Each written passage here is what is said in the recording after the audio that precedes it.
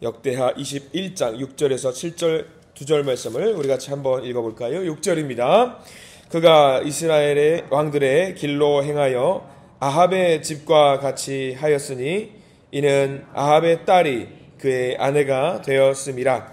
그가 여호와 보시기에 악을 행하였으나 여호와께서 다윗의 집을 멸하기를 즐겨하지 아니하셨음은 이전에 다윗과 더불어 언약을 세우시고 또 다윗과 그의 자손에게 항상 등불을 주겠다고 말씀하셨음이더라. 아멘. 오늘 말씀 가운데 하나님의 은혜가 있기를 간절히 기도합니다. 우리 기도하는 마음으로 고백해 볼까요? 하나님의 은혜가 지금 저에게 임하기를 기도합니다. 아멘. 우리 옆 사람 축복하면서 하나님의 은혜가 지금 여러분에게 임하기를 기도합니다. 아멘. 하나님의 복된 은혜가 넘치는 오늘 하루가 되기를 간절히 소망합니다. 자, 역대하 21장 그리고 역대하 20장에서 21장으로 넘어오는 이 과정은요, 사실 어떻게 보면은 뭐랄까요, 천국과 지옥을 왔다 갔다 하게 만드는, 들었다 놨다 하는 그런 말씀이 담겨 있어요. 여호사밧 왕이 우리가 지난 시간에 굉장히 위대했던 왕으로 우리 20장 말씀을 정말 은혜롭게 묵상을 하신 여러분들이실 겁니다. 대단한 간증과 고백이 있었지만 그 역시 인간이었다라는 것, 성경을 보면서 사람을 보지 말고 하나님을 봐야 되는 이유가 여기 있어요.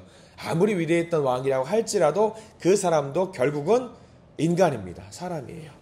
잘못한 부분이 있습니다. 아무리 성군이라고 할지라도 무너지는 부분이 있고요. 그렇기 때문에 우리는 사실 성경 말씀을 보면서 가장 중요하게 생각해야 되는 것이 무엇이다 하면 하나님을 봐야 됩니다. 하나님을 강력하게 섬겨야 되고요. 하나님의 말씀을 의지해야 되는 우리가 돼야 합니다.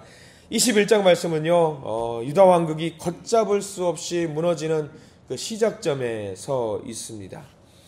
그동안에 열심히 쌓았던 모든 그 왕들의 업적들, 왕조의 그 업적들이 한 사람으로 인해서 다 무너지는 장면이 오늘은 드러나게 되거든요. 오늘 여호람 왕이라는 사람이 등장합니다. 무려 우리가 봤던 대단했던 왕이었던 여호사밧의 아들, 큰아들이에요. 7명의 아들이 있었는데 그 중에 큰아들이 등장을 하고요. 이 큰아들이 왕자를 물려받게 되는데 이 여호람 한 사람으로 인해서 나라가 모두 무너지게 됩니다. 우리가 1절 말씀 한번 볼까요? 21장 1절 말씀부터 조금 이제 우리가 가슴 아파해야 될 장면들이 나와요. 1절 말씀 같이 봅니다.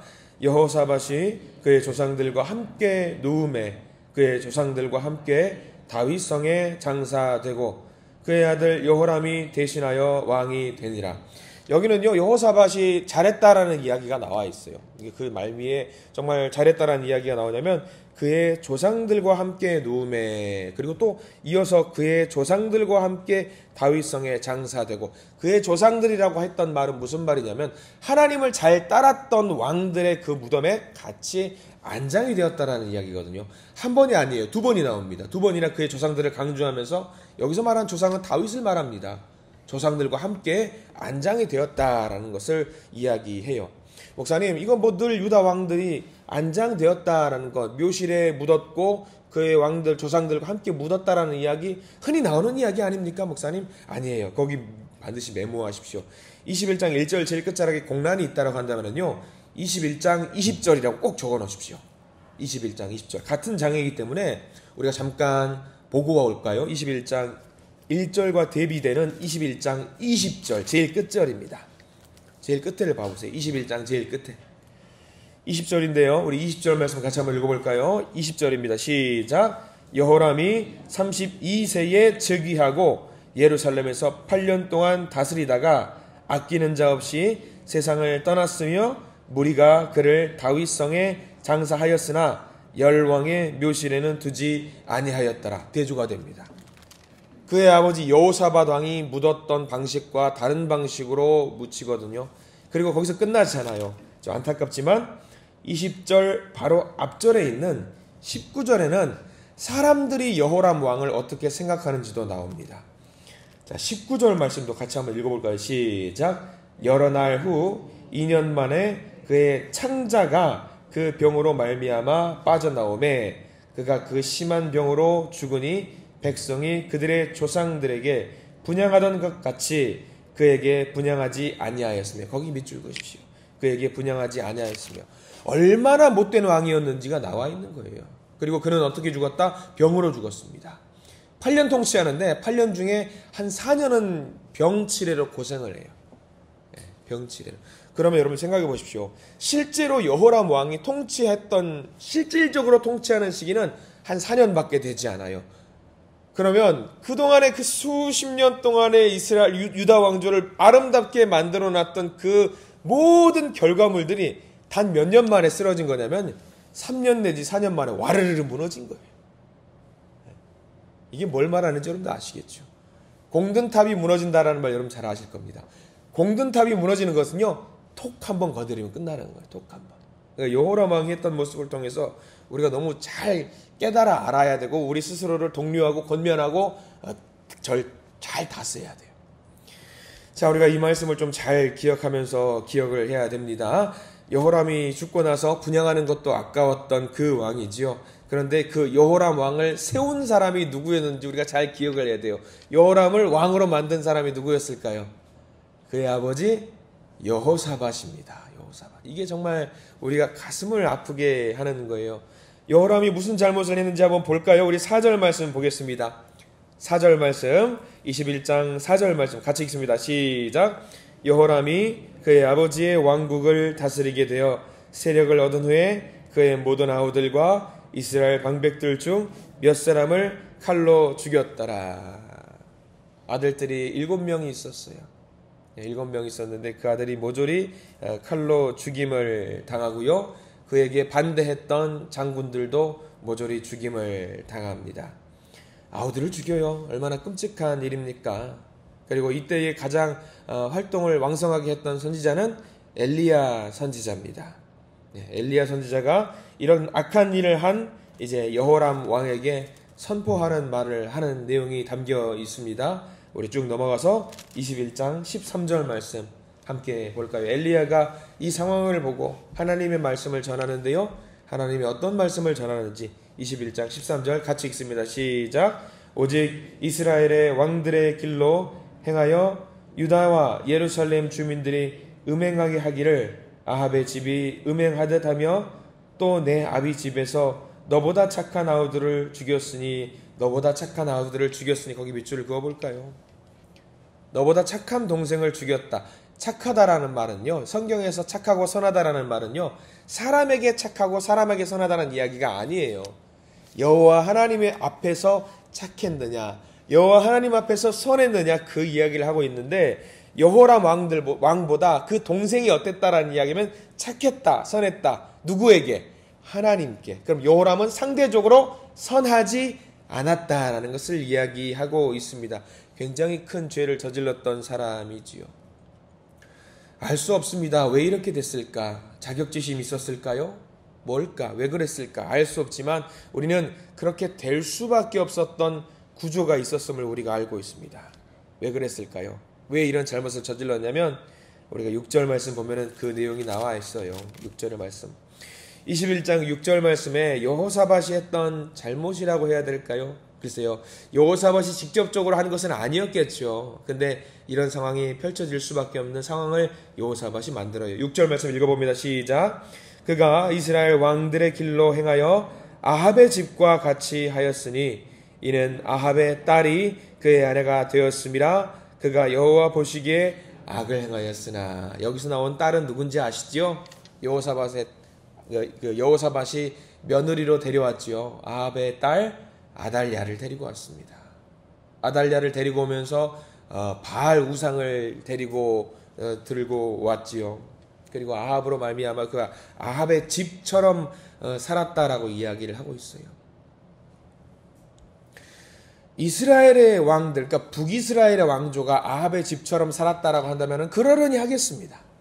근데 유다 왕조는 유다의 왕조의 다윗의 집의 어떤 그 왕조의 어떤 명맥을 유지해야 되는데 유다의 왕임에도 불구하고 누구의 집과 같이 살았다라고 했냐면 아합의 집처럼 살았다라는 이야기가 우리의 마음을 아프게 하는 거예요.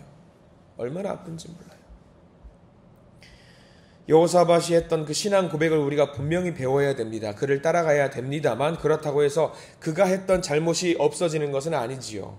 그렇기 때문에 아합과 사돈을 맺고 바알 신을 숭배했던 그 신을 숭배했던 아합의 집을 어떨까요? 그 사돈의 관계를 맺었던 것은 우리가 지울 수 없는 죄로 우리는 기억을 해야 됩니다. 아달랴가 바울을 숭배했던 여인, 그리고 아달랴로 말미암아 여호람이 마음대로 치정을 하지 못하고 아마 바알 신을 숭배했던 어떤 그런 모습들을 닮아갔던 것 같습니다.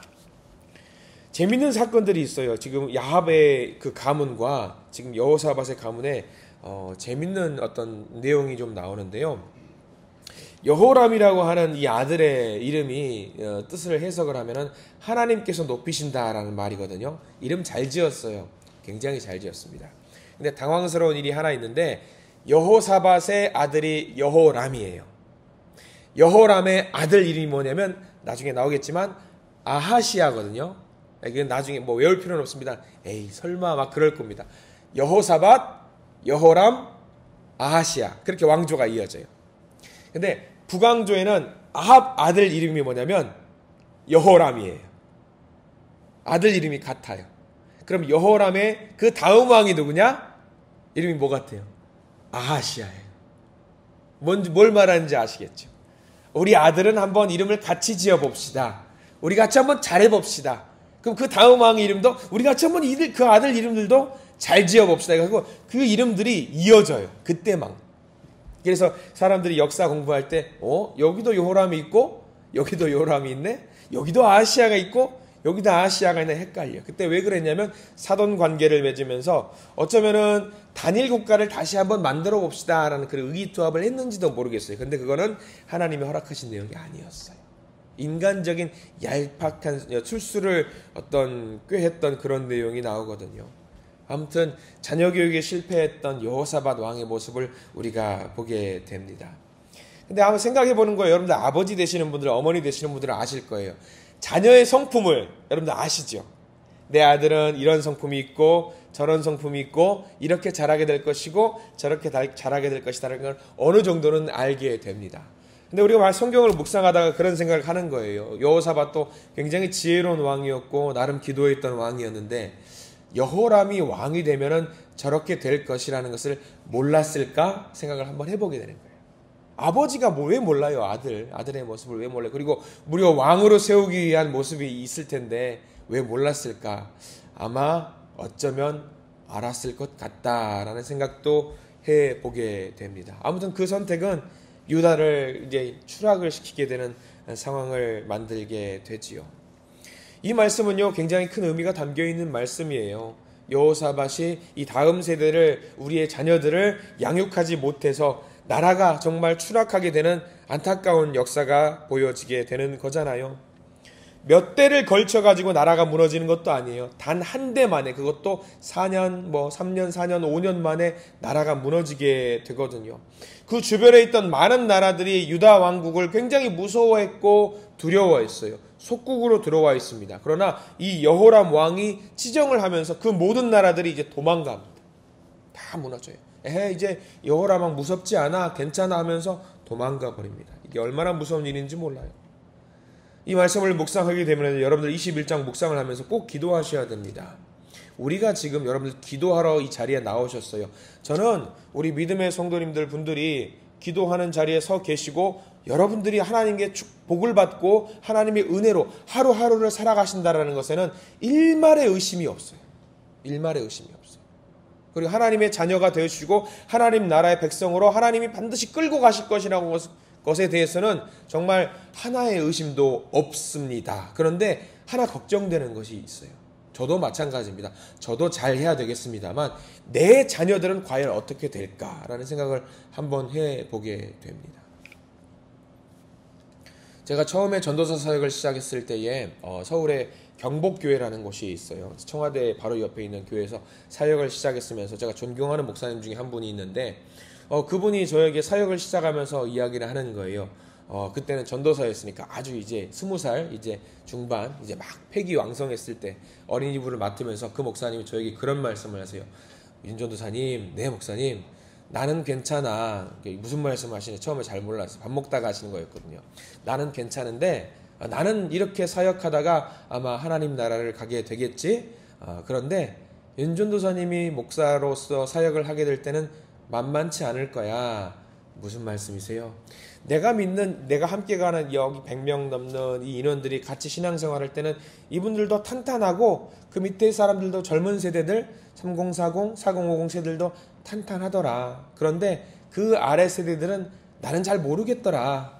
아유, 무슨 말씀이세요, 목사님?